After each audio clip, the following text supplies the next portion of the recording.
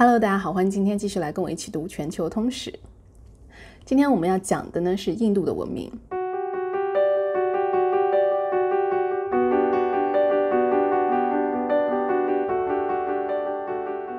在我们开始讲印度文明之前呢，我要跟大家做一个小游戏，就是把你的名字和你的职业呢放到我们的评论上面。比如说像我的名字呢叫杨佳，然后我的职业呢是软件工程师，所以我放下去呢就是软件工程师杨佳。或者是其实我另外一个职业也是 UP 主，对不对？那我就可以把我的那个名字放成 UP 主杨佳，大概就是这样。然后你就把你的职业和你的姓名呢留在下面。好，这个游戏呢其实并不是说我们今天才有的。在印度呢，每个人的姓名和他的职业是直接归好类的，但是呢他们可能就不像我们今天玩的那么轻松，因为我们可以随时换职业，而他们却不能。印度的姓氏呢基本上就是这样从上到下排了起来，在最底层的人呢他只能从事某些工作，还有一些呢完全就不在他整个这种排名之内，叫做不可触碰的人。为什么叫做不可触碰的人呢？因为他们认为这类人呢就是贱民中的贱民，就是你去触碰了他的话，会把你整个人都给玷污了，就是这么糟糕。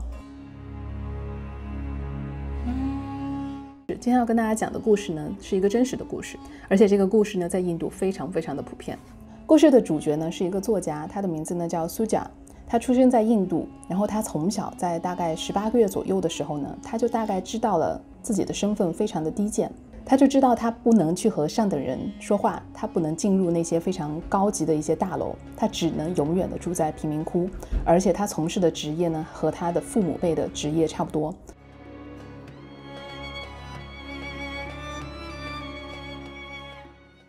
而且呢他也从小就知道了有的区域他是永远去不了的，他们所有的这些比较低贱的或者是贱民中的贱民呢，就是只能住在某一个区域。他别想说靠自己的才华呢去找一份好的工作，更不用想说靠自己的美貌呢去找一个富家子弟，这个是坚决不可能。不可能到什么程度呢？就连你去碰别人的手，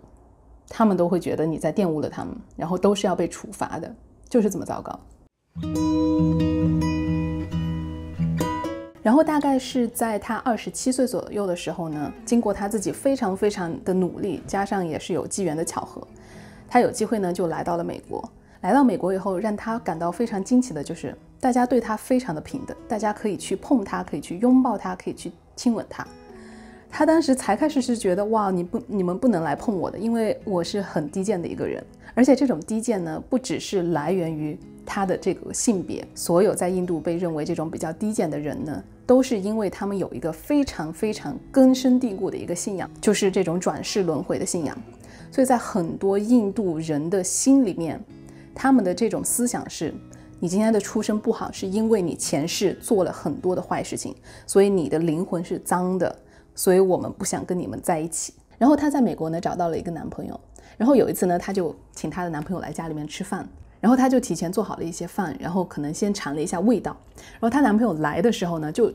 抓起来就吃了一点，然后她就很着急，就说哎，你不要碰，你不要碰，我碰过了，就是然后她男朋友当时就很心疼她，说你现在已经不是在印度了，你现在是在美国，在除了印度以外的任何的地方，你没有被看作是低贱的人，你的灵魂不是肮脏的，所以你碰过的食物其他人也可以碰。所以由此呢他才逐渐的走出那种阴影。但是我觉得这种阴影很难走出来，所以很多受这种制度影响的人呢，基本上是有很大的心灵创伤，就是你很难去自信的去做一件事情，因为你老是觉得自己是不如别人的，自己的灵魂是肮脏的，自己在前世做了一些坏事。为什么要讨论这个呢？因为跟我们今天讲的印度文化有关系。那么现在我就来告诉你一下这个制度是怎么样的。它这个制度呢总共是分成4级，然后第5类人呢他都没有算到这个4级里面。这个4个级别呢相当于是什么？第1级也就是最高级的人呢，他们比作是一个人的头部，也就是说最重要的首脑级别的。然后这批人呢大部分呢就是一些祭司啊，或者是一些神职人员，因为宗教在印度是非常非常重要的，所以所有的这些神职人员呢就是第1级。第1级的名字呢叫做婆罗门。然后第2级，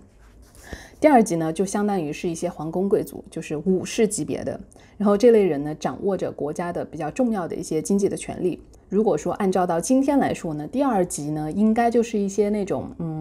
比如说公司的高管啊，或者是政府里面的高层领导，这个呢就是第二级，在当时呢就是一些武士。这一级叫什么名字呢？也是一个非常神叨的名字，叫刹帝利。第三级。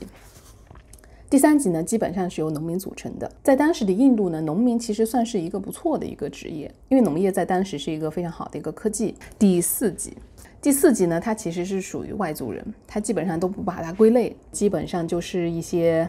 非常低贱的工作。然后第四级的人呢不能去从事前面3级的这些重要的工作，比如说农业啊，或者是比如说武士啊等等这些。而且呢他们还不能去参加一些宗教的仪式，所以基本上就是把他们排在整个社会文化之外。那么就像我们刚才说的，第一级如果是头的话，那第二级就是你的整个的身体的部分，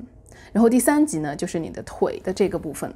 然后第四级呢就是你的脚。它是用人的不同身体的部分来决定这个种姓制度。那么在第四级以外的，就是我们视频最开始讲到那个故事的女主人，她都不在这个身体之内，她是属于那种不可触碰的。就是你是一个人的话，你至少还有这个4个级别，你至少是这4种姓，他们呢就是贱民中的贱民。这群人占整个印度人口多少呢？大概有7%左右。你想一下，印度那么大，7%是一个很大的数字。由于印度的这种种姓制度，然后把这些人呢归到了不可触碰的这一类，导致他们呢今天依然还有很多的心灵上的创伤，很难去愈合的。因为他们在印度所受到的这种歧视是从出生就开始的，一直到他们长大成人，就是你一辈子基本上都逃脱不了这样的一个命运，除非你去别的国家。好，那么问题来了，这个种姓制度到底是怎么产生的？为什么在印度会那么的根深蒂固呢？那我们读历史呢，就是要找到事情发生的根源。因为在世界任何的其他地方没有这么一个奇怪的制度，为什么会发生在印度呢？其实我们去看古代印度的这种文明发展的情况呢，我们可以找到很多的和其他古文明的相似点。比如说呢，都有外族的侵略，比如说呢，都有宗教的信仰。那当时在印度呢，它西边呢就住着这样的一群人，就是雅利安人。雅利安人呢大概是在伊朗的高原和意大利半岛，然后他们这个民族呢就逐渐的迁移到印度附近的时候呢，就侵略了印度。在印度当时的人种呢相对皮肤比较黑，而雅利安人呢相对印度本土的人来说呢，他的技术要稍微更先进一点，他的农业也稍微要更先进一点。如果你不了解为什么农业的技术和种族有关系呢，你就可以去看一下我们前面一期讲的种族歧视是怎么产生的。雅利安人侵略印度的过程呢，其实是非常缓慢的，因为他们其实拥有的这种青铜器的武器也不是特别多。